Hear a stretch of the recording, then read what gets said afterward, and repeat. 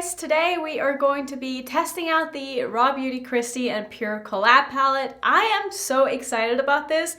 There are very few influencers whose collabs I would just buy because I wanted to support them, but Kristi is definitely one of those people. Kristi, if you ever watch this, congratulations, I love you so much.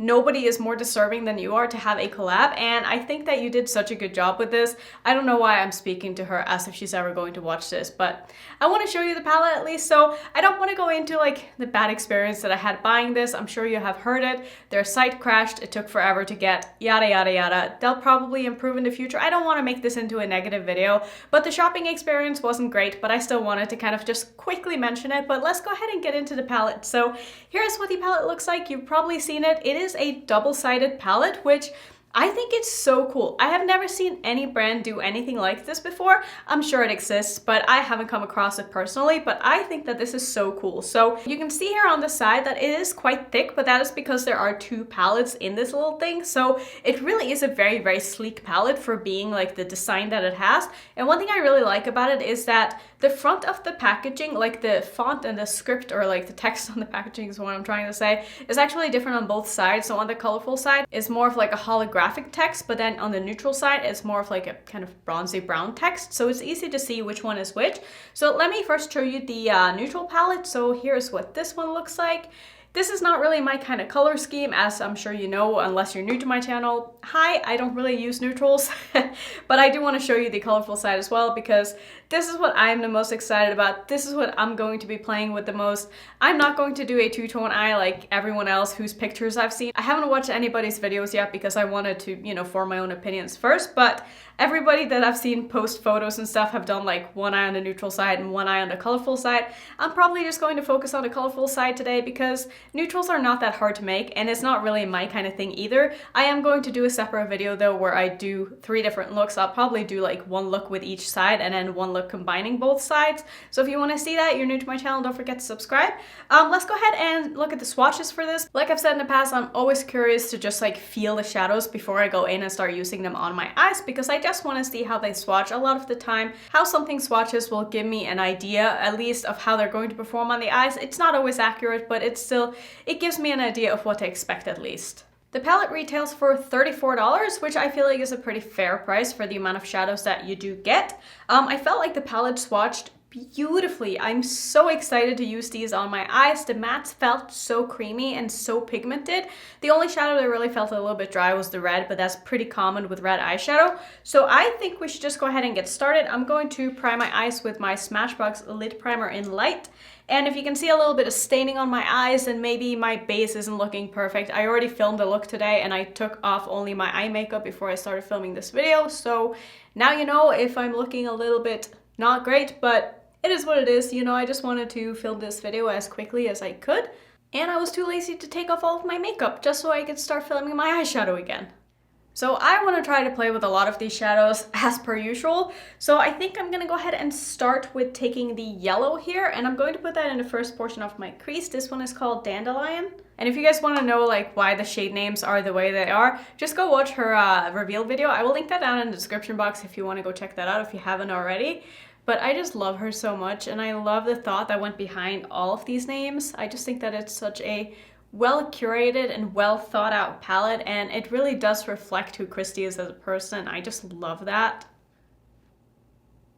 So straight off the bat, not the most pigmented yellow that I've ever tried, and I'm also having quite a bit of fallout with it, which I normally don't get fallout with my eyeshadows, especially when I'm just packing them on. But it is showing up quite nicely. It's just taking a little bit of time to build up. And it is also quite powdery, and there is some kick up in the pan, just something to mention. This is a beautiful yellow. It's almost like a bit of an orangey yellow. It's not a primary yellow, even though it kind of looks more like a primary yellow in the pan. But it definitely looks like it's got a little bit of orange added to it. It's so pretty. I think what I'm gonna do next, this is kind of a weird order to do things in, but like story of my life, I always do that. I'm gonna take the shade called Tribute, which is the purple, and I'm going to start by putting that in the outer corner of my eye, and then what I'm gonna do is I'm going to take the pink to blend that out with and kind of connect all the way through. You'll see what I'm doing when I'm doing it. but I can just kind of tell with this formula that I don't think it's going to be the most buildable. I mean, I shouldn't be saying that without really having tried it, but just from how they swatch, they definitely swatch more like just a pressed pigment, and those tend to not always be the most buildable. So I just want to put the shadow down first so that I don't have to do too much building with it and blending with it. And I'm just putting this in the very outer corner of my eye here. Just high enough up that when I keep my eye open, you can still see that shadow poking out. So far, this is going on the eye very nicely. And another reason why I'm putting on this purple now is because I want to make sure that it doesn't touch the yellow, because these are complementary colors and they're not going to blend very nicely in together, which is why I want to use the pink to kind of merge the two. I'm seeing a little bit of patchiness here, but overall, the purple seems to be laying on my lid pretty nicely. And purples are always one of those tricky colors to make, it seems like. So far I would say I'm pretty impressed with that purple. Next up, I'm gonna grab the pink here, which is called Side Effect. So this one right here. So there is a lot of kick up in the pan. I just want to see if maybe you can see that. This is the pink that I just dipped into. It's very, very, very powdery. Just something to keep in mind if you don't like powdery shadows. So I did tap off the excess a little bit. I'm gonna run that over the purple here now, and then what I'm gonna do is I'm going to kind of sandwich this in between the yellow and kind of go down here so that I can blend these together and make a bit of an orange.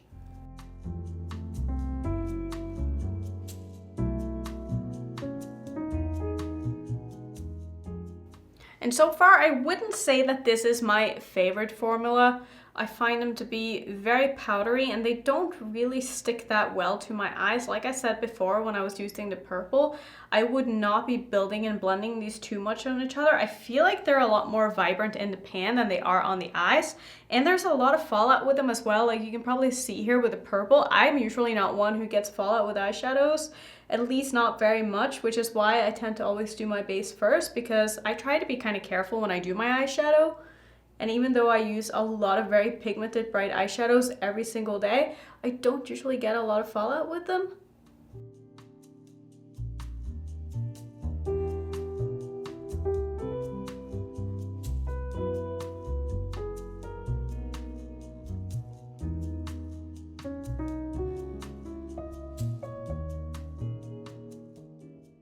So they're definitely blending out okay. It's taken a little bit of time to build up, but it's not too bad. I'm gonna go back in with that purple and just put on a little bit more of that to make sure that everything is looking nice. And I'm also gonna take this through my crease just a little bit here, just to about where that yellow is. Okay, so I think I like where this is going. Obviously, I'm going to put the shimmer on my lid. I might even dip into the other side and use the more champagne-y shimmer. I feel like a warm tone shimmer is going to go better with this look than a cool tone shimmer, which is what is in the other side here. This is more of like a frosty white, I guess you could call it. I don't really feel like that's going to go the best with this look. Maybe if I use some of the cool tones underneath my eye, I could do that, or at least use it in my inner corner. So maybe that's what I'll do. Maybe I'll take a little bit more of that purple and kind of smudge that under my eye, and then we can blend it out with maybe the teal or something like that. So I'm just grabbing a little bit more of that purple on a small pencil brush. This one is from Kaleidos. It's the S5. I love this brush for under my eye. It's just such a great size if you want to be a little bit more precise.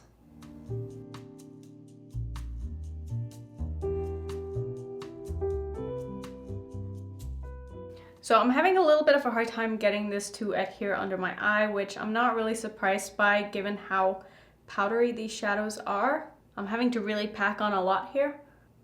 And of course I don't have any eyeshadow primer under my eye, but I always like to test out shadows under my eye and still just kind of see how they are going to perform before I go in and put down eyeshadow primer if I really need it.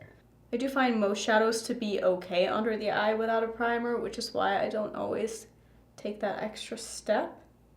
I do think that this formula is probably good for someone who's maybe just getting into colorful eyeshadows though, and maybe that's what she had in mind when she made this, because she probably assumes that a lot of the people who follow her are, you know, maybe not that comfortable using colorful shadows, and that's also why she wanted to put in like the neutral side. And most people are, to be honest, probably going to be using the neutral side. So if you are someone who just wants like a pop of color in your looks, having a formula like this that maybe isn't so bright and intense and is kind of on the sheerer side is probably not a bad thing. I think for the inner portion of my lower lash line, I'm gonna take the shade called Garden State, which is this, is it a teal shade? It's more like a green teal. I don't know if a green teal has a name. It's like the same color as my earrings. And I'm just going to tuck that right in here. Wow, that is very powdery and it just got in my eye and that really hurt. Let me try to be a little bit more careful.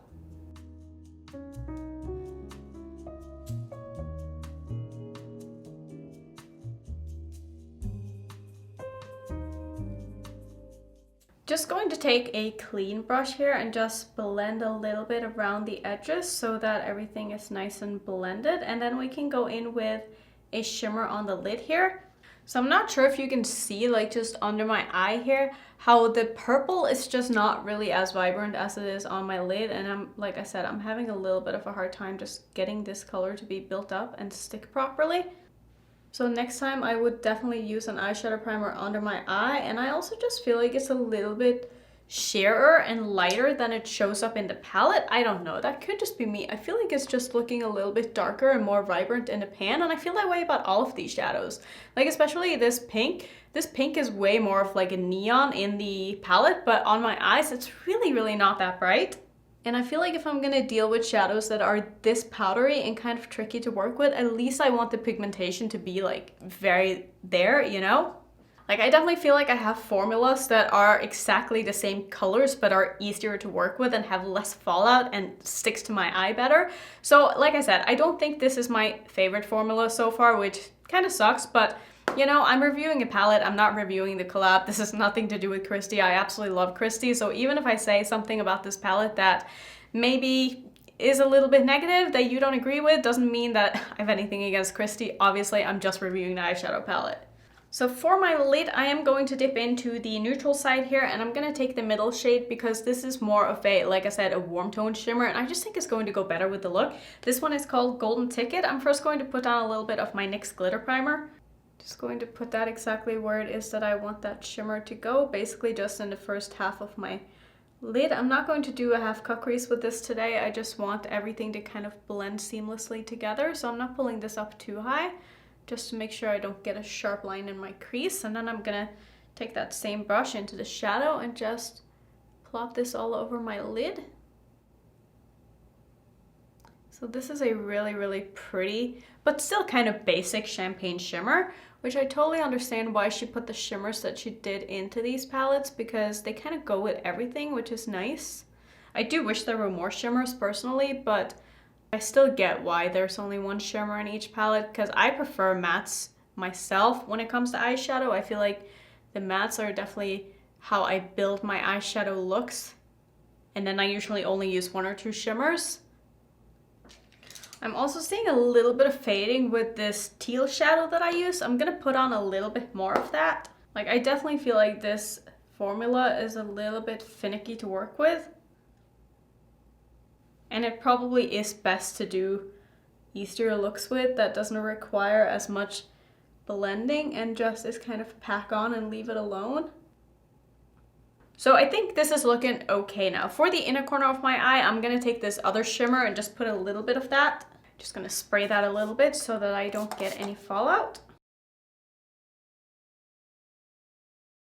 So I think this is where I want to leave it with the eyes. I'm fairly happy with how this is looking. I wasn't able to buy any of the lashes. Not even really a lash person, but I was going to buy it, but by the time I got through, they were sold out. So I'm just gonna do some liner and mascara, and I'll come back and I'll probably put on a lipstick too. And then we can talk a little bit more about this palette. So this is the eye look all done. To finish off, I just did some liner and mascara on top in black, and then in my waterline, I popped Stereo by Lethal Cosmetics. This is one of their gel liners. Cannot stop using these. I think they're so beautiful. And for lips, I used one of the Wooden's Eye cream lip stains, and this is in the shade Little Jasmine. I love these, cannot get enough. I think it looks nice with the look to just have a more toned down lip. So as for my thoughts on this, obviously this is just a first impression, and please understand that even though the look came together and I really like how it looks, I think it turned out really, really nice, my experience or my process of getting to this point was pretty hard, and it took me a lot longer than I feel like it does with other formulas.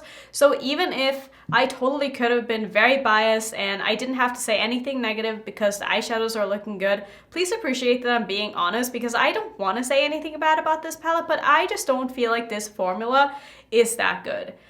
Like I said, it turned out good in the end, but the process of getting here was pretty tough, and I wouldn't say that I'm like excited to play with this palette again, but I am definitely going to do some more looks and just really make up my mind. But I don't think that I'll be blending as much and doing as many colors on my eyes next time as I did today, just because I just feel like that is not the way to go with these kind of pressed pigments. I don't know how the neutral side is going to perform, and to be honest, I don't really care because I'm not going to be using those much anyway. So my main focus is going to be on the colorful side of this palette. So I think those are going to be my thoughts so far. Obviously, like I said, this is just a first impression. It is not a review. A review will be coming in a couple of days. I'll be doing some more looks. So yeah, stay tuned for that, I guess. I hope you guys enjoyed this first impression. Let me know if you were able to pick up this palette or if you're going to get it on restock. I wouldn't say don't buy this, because I as well want to support Kristi, and I want you guys to support Kristi as well. So if you are still interested in this palette, please don't let this video be an excuse for you not to buy it, because I'm sure she would appreciate it, and I do think that you guys would probably like the palette if you had it. Just, I don't know. I want to support this cause. I wish I liked this palette and the formula more than I do.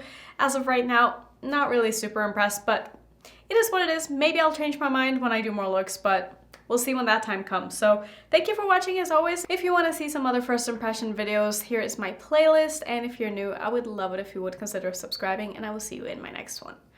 Bye.